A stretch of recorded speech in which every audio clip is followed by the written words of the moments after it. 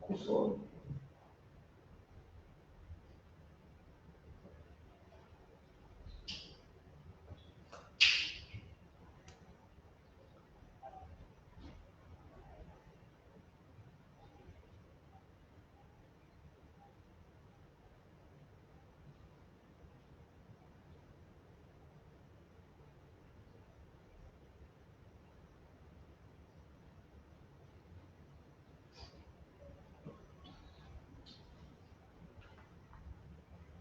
Boa noite a todos que nos acompanham no nosso Evangelho Híbrido, primeiro do ano, do Centro Espírita Allan Kardec.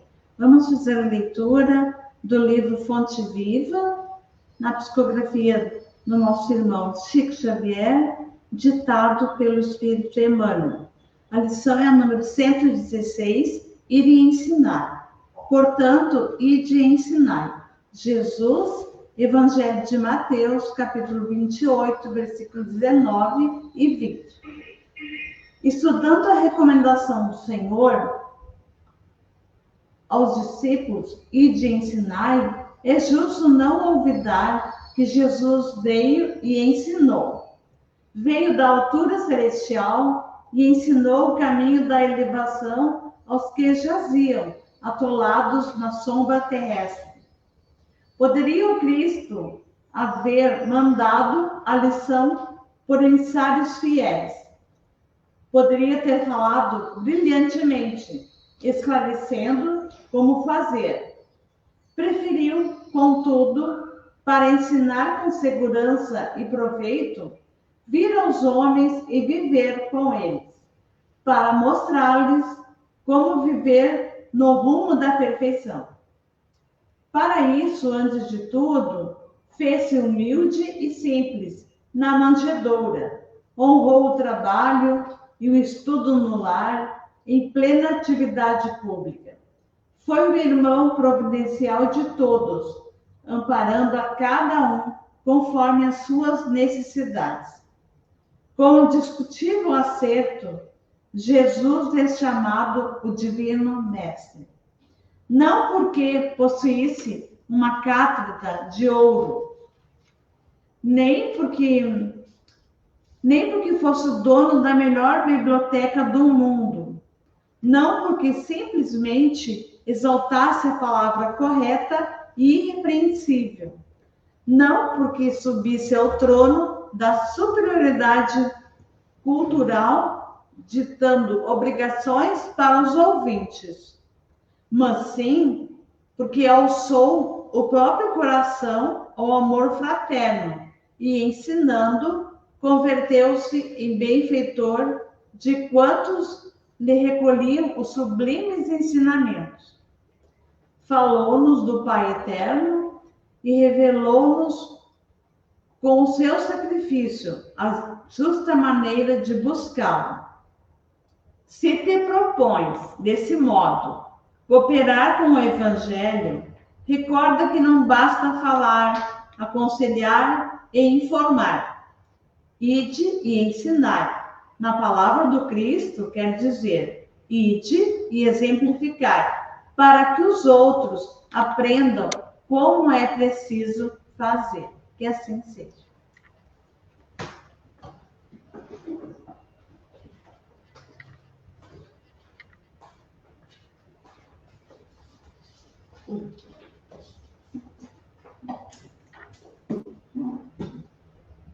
Boa noite. Prosseguimos com o nosso Evangelho, fazendo nossa oração inicial. Senhor, abençoe todo esse grupo. Muito obrigado por ele existir. Que a tua paz esteja com todos. Pai nosso que estás no céu, santificado seja o teu nome. Venha a nós o teu reino. Seja feita a tua vontade, assim na terra como no céu. O pão nosso de cada dia dá-nos hoje. Perdoa as nossas ofensas, assim como devemos perdoar aqueles que nos ofendem. E por caridade, não nos deixeis cair em tentação, mas livra-nos de todos os males, que assim seja.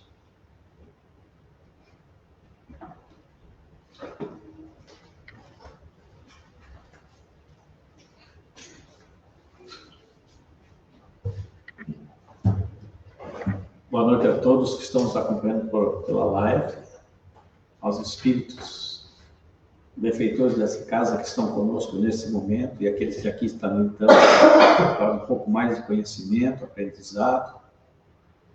Nós vamos falar sobre do roteiro do sistematizado, o item 22, perguntas e respostas. A gente, se fosse um homem de bem, teria morrido, é o que diz aqui. Então, no item 22, ele fala o seguinte: por que blasfemamos quando diante de alguém tido como mal, que escapa da morte, continuamos a dizer, se fosse um homem de bem, teria morrido? A reencarnação é a oportunidade educativa dada aos espíritos que faltam em suas missões normais, que faliram em suas missões normais. Por isso, não nos compete julgar a conveniência ou não da morte de alguém, pois é Deus quem determina esse momento. Então, o que acontece? Já no capítulo 5, Bem-aventurados os aflitos, a gente encontra um dito que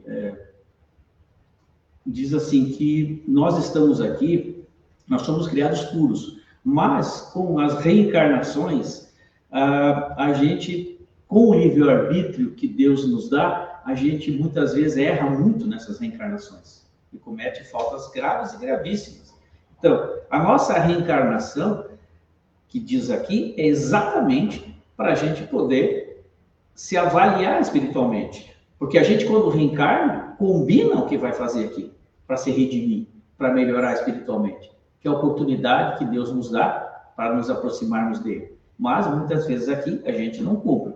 Deus dá ao homem de bem, como prêmio de seu mérito, a graça de ter tão curta quanto possível a sua aprovação. É o que a gente acabou de falar aqui. Quanto mais na encarnação que eu tiver, eu puder melhorar o meu espírito, e isso é fácil, não é difícil, né? Em termos, mas o que acontece? É a fé inabalada, né? Em Deus, é o amor ao próximo, tudo isso nos faz aproximar e melhorar, né? Sermos humildes, né? Os ismos todos que nós temos nos prejudicam muito, né? Então, é essa a nossa situação. Por que não devemos desejar diante da morte de um homem de bem que em seu lugar fosse um homem mau? Porque aquele que parte já concluiu a sua tarefa e o que fica talvez não haja principiado a sua, quer dizer, ainda tem mais pela frente. Então, quem somos nós para dizer isso, né? Nós estamos aqui para cumprir a nossa melhora, a nossa evolução espiritual, e não, por que você foi? A gente sempre tem que olhar para nós antes de julgar os outros. Deus é justo e não permitiria que o homem faltasse tempo para concluir sua tarefa. Depois, a terceira pergunta diz o seguinte: seria justo permitir que o homem de bem permanecesse preso à gleba terrestre? Não seria justo. Ele seria como um prisioneiro que, após cumprir a sentença contra ele pronunciada, continuasse no cárcere. Deus, em sua sabedoria e justiça, recompensa quem merece. Logo, quando cumprirmos nossa missão, seremos liberados. Isso aqui quer dizer o seguinte: a nossa evolução depende do que nós vamos fazer aqui. Falando novamente, nós estamos liberados nesse momento para voltarmos ao plano espiritual, à erraticidade. Mas nós teremos muitas reencarnações até recuperarmos aquilo que nós precisamos, que é a fortificação do nosso espírito, né? Prestigiamos a sabedoria das leis de Deus, obedecendo-as. É isso que Deus quer dizer. Depois, a próxima pergunta: em que consiste a verdadeira liberdade para o espírito? Consiste no rompimento dos laços que prendem ao corpo enquanto se encontra na terra, ele está cativeiro. Então, a terra é provas e expiações.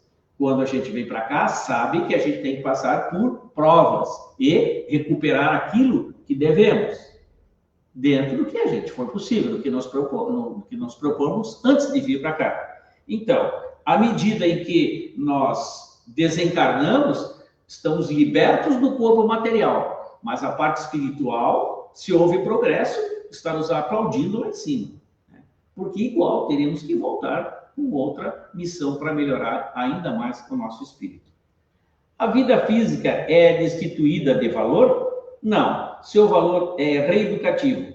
Deus, em sua infinita perfeição, não iria determinar que reencarnássemos para apenas desfrutar de prazeres materiais. Então, aí vem aquela história do livre-arbítrio. Eu, quando eu chego aqui, o que eu tenho? Eu tenho um lado bom e o lado que é ruim. Eu tenho os prazeres da terra? Tenho muitos. Mas o que valoriza o meu espírito? O que melhora o meu adiantamento espiritual? É a vida material ou é a vida espiritual? Quantos que têm tudo que querem nessa vida e quando desencarnam, estão ali em cima de uma tábua, embaixo de um lençol branco e vão levar o que daqui para lá? Nada, nada. Então, a humildade, o auxílio ao próximo, né? Tudo isso nos melhora o nosso espírito. A vida física, quando vivida segundo os padrões éticos do Evangelho de Jesus, é abençoada a oportunidade do progresso para o espírito. E temos mais uma perguntinha aqui que fala: o que devemos fazer para diminuir a importância que damos à vida material? Buscar valores que nos despertem para as realidades espirituais, cultivar pensamentos elevados e procurar viver de acordo com o Evangelho. Então, é aquilo que falamos. Quando a gente vem para cá, a gente tem o nosso livre-arbítrio. Nós podemos escolher, né? Estar numa casa espírita, buscar o conhecimento do Evangelho segundo o Espiritismo, é ótimo, é excelente, é o primeiro passo. Pode ser um passo minúsculo, mas é isso que nos está trazendo o início da nossa evolução espiritual. Já temos uma evolução, mas vamos agregar mais. E isso só beneficia quem? A nós mesmos. Seguimos as leis de Deus. A existência espiritual é a única e verdadeira. E a última pergunta que eu tenho aqui seria: isso não nos levaria a um alinhamento ao meio em que vivemos?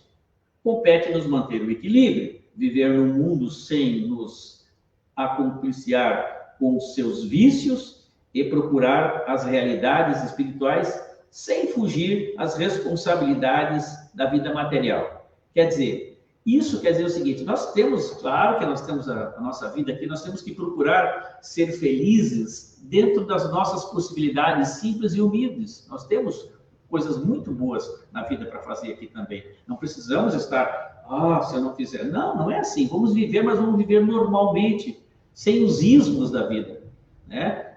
A gente pode fazer tanta coisa boa pelo nosso próximo, por nós, pelos nossos familiares, por todos. Isso só nos auxilia. Então, é isso que temos que buscar. E aí, concluindo, eu digo o seguinte, que está aqui: a grande virtude não consiste em repetir os prazeres que a nossa condição humana nos permite.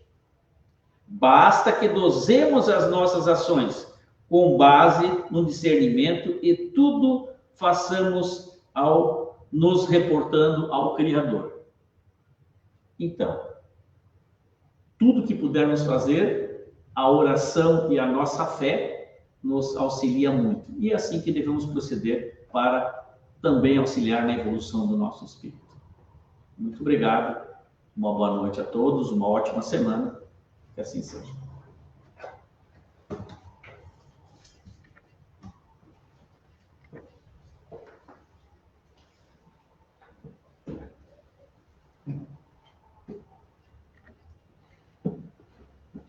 Prosseguindo com o nosso Evangelho, vamos para a nossa oração final.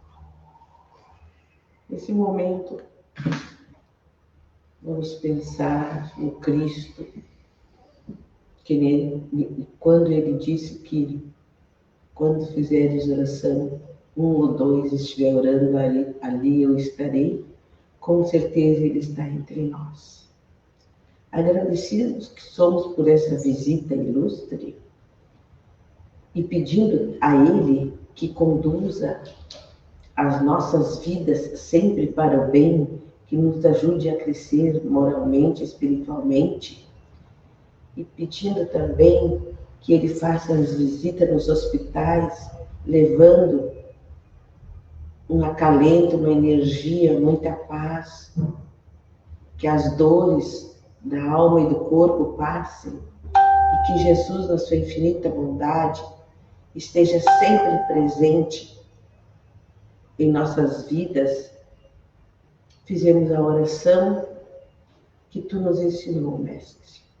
Pai nosso que estais no céu, santificado seja o Teu nome, venha a nós o Teu reino, seja feita a Tua vontade, assim na terra como no céu. O pão nosso de cada dia dai-nos hoje, Senhor.